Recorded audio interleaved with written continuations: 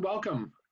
My name is William Messakar. I am a master model railroader in the 4th Division of the Pacific Northwest region of the National Model Railroad Association. I want to welcome all of you to the virtual layout tour we'll have presented today by members of the NMRA. We would encourage you to find out about the NMRA and join in order to participate in these virtual tours. We have other virtual clinics and other activities for the National Model Railroad Association that we think you'll find a big help to your modeling, and you'll get to meet model railroaders just like you. So welcome to our tour, and I hope you enjoy it. We'll turn ourselves to Bruce Hendrick from Los Angeles, and he is going to show us a club layout and describe how it was built. And I'll go ahead and let him introduce himself while I pull up the movie that he's going to show. Well, thank you very much, Burr. And because most of us are not from Southern California, I'm going to just do a brief geography lesson on what we're going to be looking at here. But we're going to take a look at a map of the Santa Fe in Southern California. So here's Arizona. We cross the Colorado River and come into California at Needles. Lake Havasu is there. We then move across the desolate Mojave Desert, and this would be the Los Angeles Division. We've entered the Los Angeles Division off the Arizona Division. We're on the Needles District at this point until we get to Barstow, and Barstow was major facility for the Santa Fe. I did a lot of repair work there, critical to the operations out here. Trains can either go north into the Valley District, up towards eventually all the way up to Oakland, staying on the Los Angeles Division, going from Barstow, going in through Victorville, and going into the famous Cajon Pass, big elevation gain, and then a big elevation loss there. And eventually we come out at San Bernardino, which was the division headquarters. Everything stops in San Bernardino. At this point, very critical, the first district ends and it splits. The second district goes to Pasadena. And this is where the name trains, Super Chief, El Capitan, and so forth, most of those ran on the second district through Pasadena into Los Angeles. But we're dealing with the third district, from San Bernardino on into Riverside. And what we'll be talking about a great deal is Corona. And we'll continue on Corona into Fullerton, and then eventually into Los Angeles. And so that's the gist of what you'll be looking at here, that third district, San Bernardino, Riverside, Corona, Fullerton, and then into Los Angeles.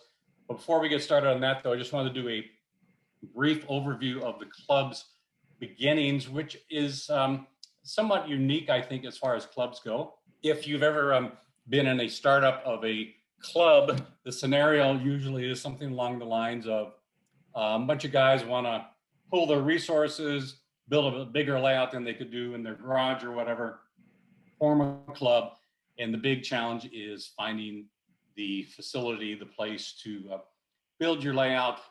You rent a building, and then the landlord 5 years down the line gives you a rent increase or lose your lease, and you're scrambling to find another place. But Corona Model Railroad Society had a whole different history to it. Corona is 46 miles from Los Angeles. It is east of Los Angeles, known as the lemon capital of the world by growing lemons, and more lemons out here. It was served by the Santa Fe. Then, as we move into the 50s and into the 60s especially, competition from foreign growers, Japan being one of them. The owners of the Corona ranches found that it was not conducive to continue growing. The land was wanted for bedrooms, not lemons anymore. And so the groves gradually turned over to bedroom community here in Southern California.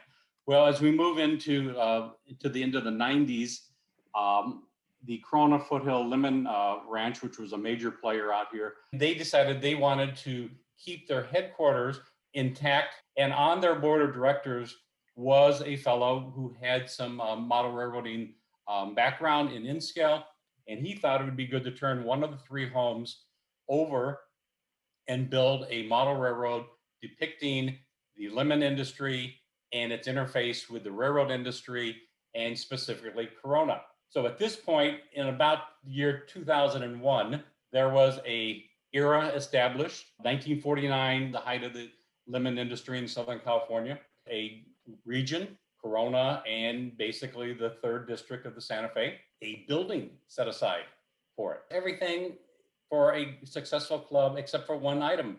There were no members. So they formed the Corona Model Railroad Society. The deal was very simple. You build the layout, we will give you access to this home 24/7.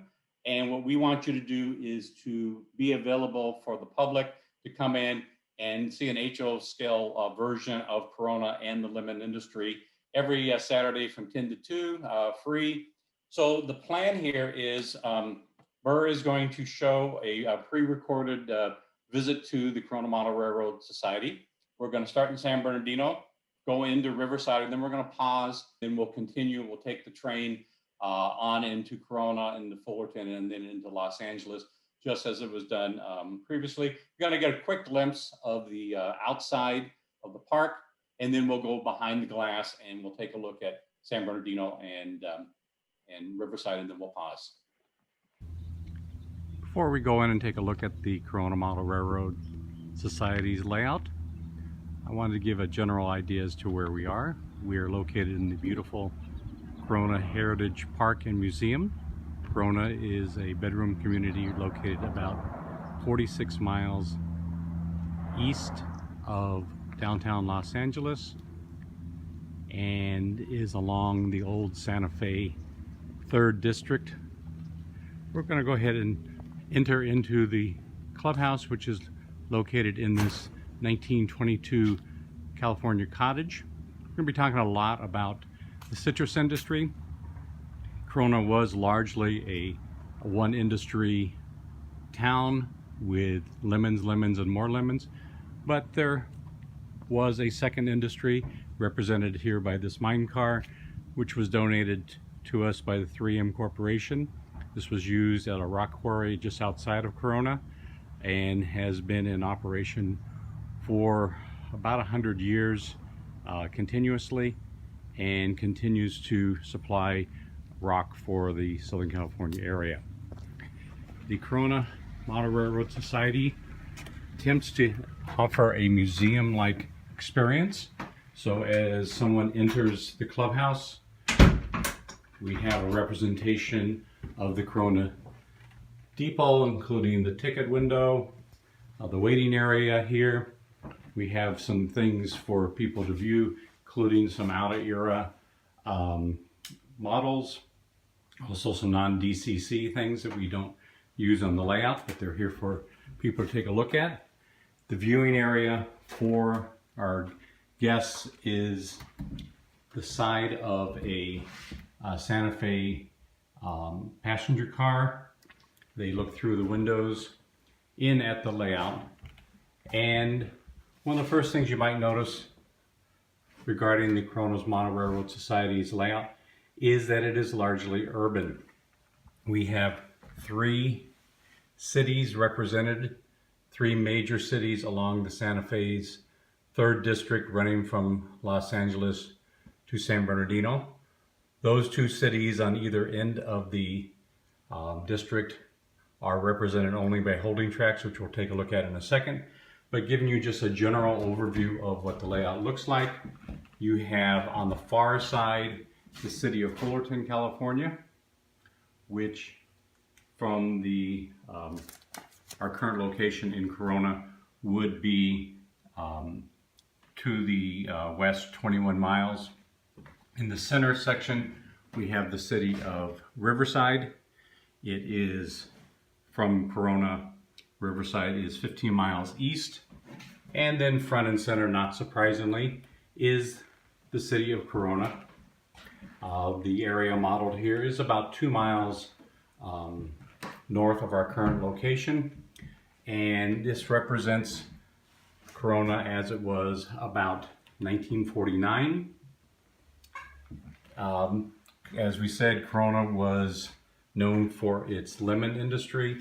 There were some 13 or so citrus concerns located along the main line, and we have modeled about 10 of those. Didn't have room for everything. And we'll be taking a closer look at all the cities. But real quickly here, the Corona Depot still stands down there. This was built by one of our former members using laser technology. Went down and measured the depot. It is currently a bar and grill. Most of the packing houses are gone. A couple still stand.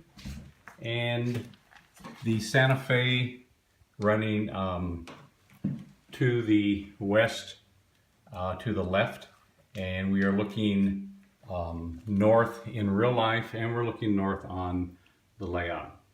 We're going to go ahead and go in and take a tour around the layout and get a little better, closer look at all three cities and how the layout operates. We're going to continue our tour of the Corona Model Railroad Society by taking a train westward out of San Bernardino. We're going to be taking a reefer block behind a set of FTs, number 107 and ABB A set as built. We can see the San Bernardino holding area. There are 8 tracks here. San Bernardino is not modeled other than as a holding area. The other side represents Los Angeles. Our trains are taken out of San Bernardino if we're going westward, and we will enter into the back area off stage for our guests. This is normally kept dark when we have visitors in on Saturday mornings. We are now moved magically the 10 miles between San Bernardino and Riverside. We're now entering East Riverside. All of our cities have been laid out according to the best available information. Riverside, Corona, and Fullerton have been well documented, and so our trackage and buildings are fairly accurate as much as we could. This trackage is joint trackage. We're moving off the joint trackage onto the Santa Fe main line. We are passing by several interesting buildings, including the Food Machinery Corporation, FMC, which still stands out there in Riverside. There are actually 2 buildings of this type that have been repurposed. The city of Riverside was served by all 4 Southern California railroads. In addition to the Santa Fe's 3rd district, we had the Union Pacific, as we talked about with the joint trackage. We had Southern Pacific come in from Colton on a branch, and we had Pacific Electric running in there. This is one of our areas where we do most of our switching. Actually, our orphan railroad, the Southern Pacific, has the most developed switching here, and has given many operator quite a challenge. We have stopped 107 here in Riverside. The trackage that we just came in on is a little bit of a compensation to, as we had to put this curve in to get our train to double back on itself. Most of the buildings in Riverside represent buildings that were actually there, including the Caterpillar facility, which again was 2 elongated buildings similar to what you're seeing here. This is a kit-bashed effort. The 2 buildings still stand out in Riverside as maintenance yard for the county of Riverside. The Santa Fe Depot was on one edge of North Park, and the Union Pacific Depot was on the other side. We didn't have room for it. The tracks in the foreground are going down Vine Street, and this is the Union Pacific. Amazingly, Union Pacific ran its transcontinental streamliners. Earlier, the Los Angeles Limited, and then right out of our area, the Dome Liners, City of Los Angeles. And they ran right down Vine Street in Riverside. Both the depots in Riverside still stand. The Union Pacific, which we didn't model, is now a Mexican restaurant. And the Santa Fe Depot on the other side here is in fact a major real estate office. We're going to pause here for a second, and before we move into Corona, the Santa Fe Historical and Modeling Society produces the War Bonnet Journal quarterly, and in 2002 there was an issue devoted to Riverside, and some great photos, and there's some great maps in there, and this kind of became our Bible for the Riverside section. And if you take that look at the layout from the visiting view, what you're seeing basically is what you're seeing in this aerial photo and this map here. We've really tried to present it historically accurate. I really think the Corona Model Railroad Society has done a very good job from the historical standpoint there. So I guess we'll continue on. Passing Riverside Junction Tower, 107 and its reefer block are going to hit some open land between Riverside and Corona in 1949, but we will cover the 10 miles in just a matter of seconds and enter the city of Corona, running alongside the Pacific Electric line that ended in Corona. Again, Corona was a major player in the citrus industry and became known as the lemon capital of the world.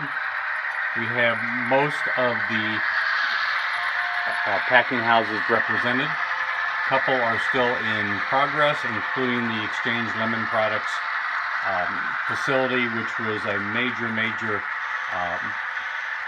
effort in Corona, and it did a lot of research and development on the use of lemons, because Corona had so many lemons they didn't know what to do with them all. Santa Fe facilities here.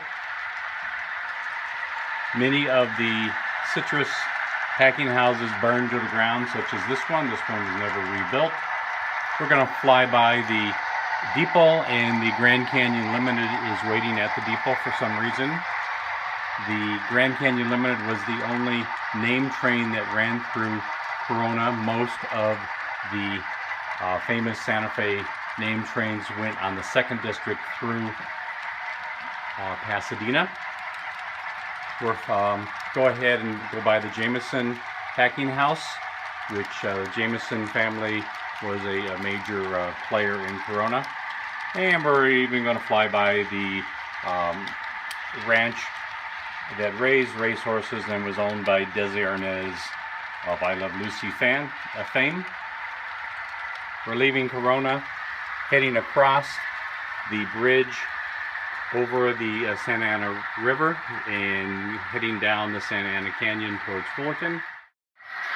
Leaving the city of Corona, 107 immediately passes over the Santa Ana River, over this bridge which still stands, still in use, and enters the Santa Ana River Canyon. In about 15 miles, we'll reach the Atwood area near Placentia. This is a new area we are developing to break away from our citrus mold a bit. This was an area that produced a great deal of oil, so much so that it was called Richfield, and eventually a branch was run off down to Brea, where a lot of oil was being produced. Santa Ana brought many a load of crude oil out of there. The branch in the back there is the Atwood Cutoff, which goes on to the 4th District and down to San Diego, still used by Metrolink today. We now enter the city of Fullerton, which, like all of our cities, is well documented and built the best we could. Some buildings still stand, including this one with Fullerton on the roof. It was the Welsh oil distributor back in 1949. Today it is the section house for the BNSF. Move along here. This area here will be the Santa Fe Depot, which is still in use in Fullerton, used by Amtrak and the Metrolink regional service. You can also get a meal there, sit out on the bricks and watch trains go by. Good place for train watching. As you look down this street, Harbor Boulevard, or Spadger it was called in 1949, we see the Union Pacific tracks in the background just about 100 yards south of the Santa Fe. Union Pacific wanted to come into Orange County, and there was a great amount of discomfort on the part of the Santa Fe. They ended up in court for quite a while, but eventually Union Pacific was allowed to come in. They built this beautiful depot, which still stands there in Fullerton. It was with the intent of running passenger and freight service into Orange County. This never really worked out very well for the Union Pacific. It was, the building itself became something of a white elephant. Passenger service originally ran, starting in 1922, with McKean cars, gas electrics, some local heavyweight equipment behind steam, but nothing ever really grew greatly out of it, and passenger service was discontinued. Building still stands, as I said, but in 1980 it was picked up, rotated 90 degrees, and plopped down right next to the Santa Fe Depot, next to the tracks. Today it is a spaghetti restaurant, a good place to watch trains and get some good spaghetti. The Blue Goose building here, or the American Fruit Growers Corporation, is a building that was built from plans that were obtained. The buildings next to the depot, the Elephant Orchards, was built at the same time by the Union Pacific as a packing house. Today it still stands and is repurposed for other buildings, for other purposes. The buildings that still stand were built very close to what our space would allow. A couple buildings were ballparked as far as knowing what they looked like from aerial photos. The Balboa Chrome Furniture Company was one of those. We don't know exactly what it looked like, and it is long gone. Speaking of ballparks, right next to the tracks in Fullerton is Marriage Park, which has a beautiful baseball field, and that park has been in use since about 1910, and it actually served as the spring training headquarters for the Pittsburgh Pirates, the Cleveland Indians, and the Los Angeles Angels when they were in the Pacific Coast League. Eventually, we end up just beyond that in 1949 on the outskirts of town. We hit more orange groves, of course, and continue the trip on into Los Angeles, another 21 miles for both the Santa Fe and the Union Pacific. Having left Fullerton, trains would continue on the old Santa Fe, 21 miles into Los Angeles. Today, BNSF trains do the same, can run over the same trackage, along with Amtrak and Metrolink continuing on to Los Angeles westward. Unfortunately, our design doesn't allow us to go directly from Fullerton to Los Angeles, so we have to make another loop around the layout through Riverside and Corona once again, and enter a helix to get down to our lower level. And as in San Bernardino, we're able to watch the action on a monitor, so we can see what's going on in the helix, and this long reefer block will head on down and head back to its staging area on track 8, where we have the other trains, including the Union Pacific on track 1 and 2, and then the Santa Fe on the other 6 tracks. Okay, so we've taken a train all the way from San Bernardino through all 5 of the major cities on the 3rd district, San Bernardino into Riverside, Corona, Fullerton, and then on into Los Angeles. Hobart Yard would be the major yard there in Los Angeles. Passenger trains would continue on into Union Station, or LA Union Passenger Terminal as it's formerly known. The layout is operated in operating sessions, running exactly as it was back in the day. Basically, is a pretty simple operation. Trains were coming in from the east, Chicago, cars that originated in the Far East. and coming on into Los Angeles and to Hobart. Our operating sessions as far as main line is pretty simple. You're blowing trains from San Bernardino into Los Angeles, and passenger trains. The Grand Canyon Limited was the one train that originated in Chicago. There was also a local train which was very interesting that ran through Corona.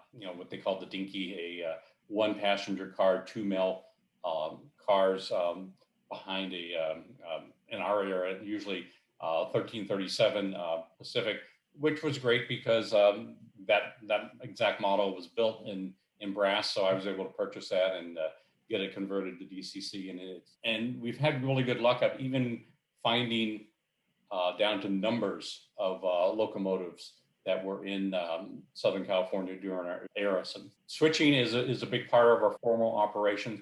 And each of our 3 cities, because there was more than one railroad in each of the cities. So in Corona, for instance, not only do we switch to Santa Fe, but we also have the ability to switch to Pacific Electric. And you saw that Pacific Electric diesel there. Pacific Electric ran trolley cars into Corona until about 1937. They kind of gave up on their plan to connect the line all the way into Yorba Linda. We do run the Bernie, the smallest of the Pacific Electric trolleys. Even though it was discontinued about 1937, they did continue to run specials into Corona, a trolley passenger service. So we do run the trolley car, but they also dieselized it. The diesels that came in to Corona on the Pacific Electric, they had trolley poles, but the trolley pole was not to operate the diesel. Obviously, it was just to activate the signals. So it was kind of a weird looking thing to see. What type of ground cover do you use? The hard shell was used with the Woodland Scenics product, the sheets that you dip in water. Our mountains there our foothills there in the Santa Ana Canyon. Ground cover itself was mostly good old Corona dirt. We went out and dug up dirt and basically glued it to the layout.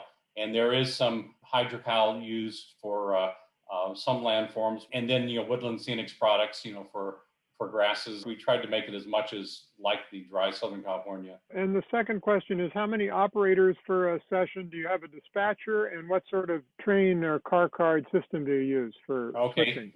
We have a dispatcher, which is usually me, and then we run 3 Santa Fe trains, 2 Union Pacific trains, and then we have this Southern Pacific local that comes in from Colton.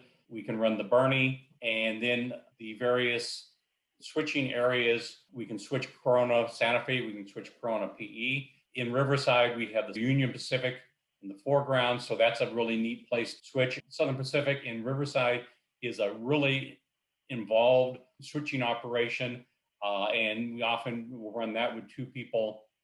And then there's switching for the Santa Fe in Fullerton and switching for the Union Pacific in Fullerton. It can be anywhere from 5 up to 12 or more, but we normally end up around 10 or so.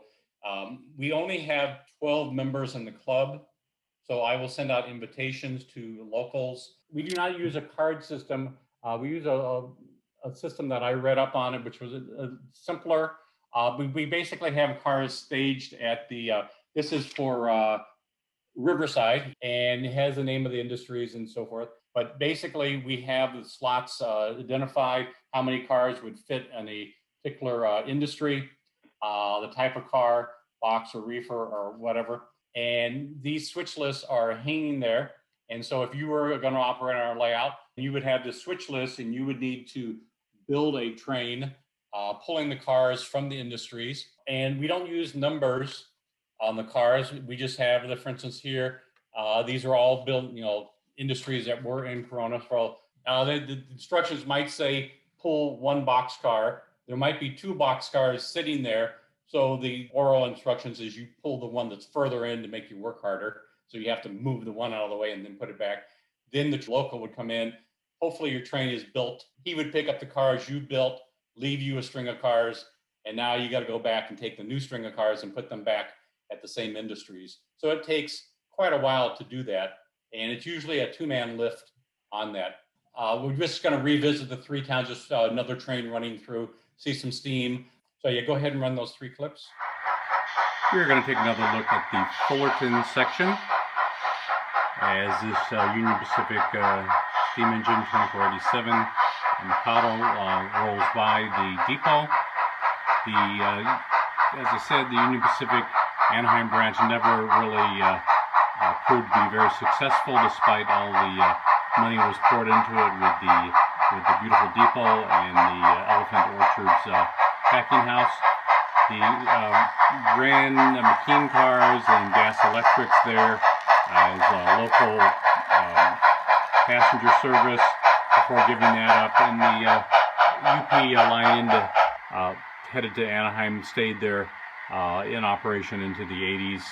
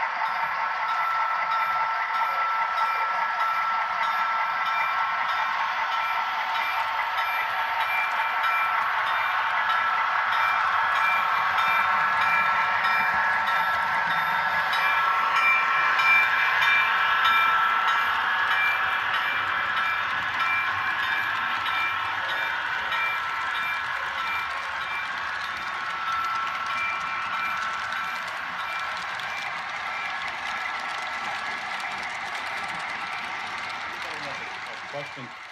The website, our website has, and it is, you can just Google search Corona Model Railroad Society. There it is. Feel free to, send me any questions that might have popped up later. What did you say the express cars carry? The express cars carried a variety of things from the East. Most of the publishing was in the East. So magazines, Time Magazine, Life Magazine, and so forth. Lobsters from Maine. Flowers from the hothouses there. I was told strawberries, although I think of that as a California thing, but strawberries coming in, and newspapers, publications probably. So Bruce, this is Bill. The main thing they carried was sealed mail that was brought from the East Coast as well as Chicago and Kansas City. All of those RPO cars and baggage cars probably had many, many bags of sealed mail. So you have a lot of track. What do you use to clean your track? A lot of elbow grease. We do have the brass track cleaning car that you put alcohol in there, and that does a pretty good job of keeping it clean. We also have glider like the Bachmann one, which have been converted to cars for our era. And then we have a lot of trains that have those on just, as they run through, they do a light cleaning there. I'll find the switching areas are the ones that require the elbow grease the most because they don't get run as much. It stays pretty clean considering the house was built in 1922. It's pretty tight as far as dust and so forth. Can you say anything about icing facilities? Do you have them on the layout? Icing facilities for the district was in San Bernardino. So we really don't. We have one in Riverside. I have not found that to be prototypically accurate. There was not one in Corona. We have the one in Riverside, so we can kind of point it out to guests that how icing was done. But most of it was done in San Bernardino. There was one called the Crystal Ice Company in Fullerton. That doesn't seem like it's going to fit. It's just off it was between the UP and the Santa Fe, right there by the depot, and it's a church now. But we do have an illustration of what it was like there. But most of that took place in San Bernardino. Just want to give a shout out to Bob Chaparral and 2 groups that he runs on IO groups. Model Railroads of Southern California is exactly what it says there. Anybody can join that for free. under two provisos. Either you live in Southern California or you model Southern California. And then also his other group, the Railroad Citrus Industry Modeling Group. And you just Google search these, you can see these. These are incredible information on them. So if you're interested in researching historically, which has got me involved with the club, that would be it. We have one more question. Does the railroad have a master control panel? No, we have panels at each of the cities. Two, in some cases, usually two. It's kind of split, one on each end, and it's a walk around. We use wireless, NCE for the mainline cabs. We have used tethered for the switching areas. No master panel, but we do have monitors that we can utilize to take a look at things. All right. Thank you very much, Bruce. Thank you all very much. Hello again. This is another reminder that this virtual layout tour has been brought to you by members of the 4th Division of the Pacific Northwest region of the National Model Railroad Association. And we hope you've enjoyed it. And we want to encourage you to, again, find out about the NMRA online. Both PNR and NMRA have an excellent website where you can get information about joining and participating in this and other activities like our clinics that are held all over the region. So thank you for joining us today and wish you great modeling.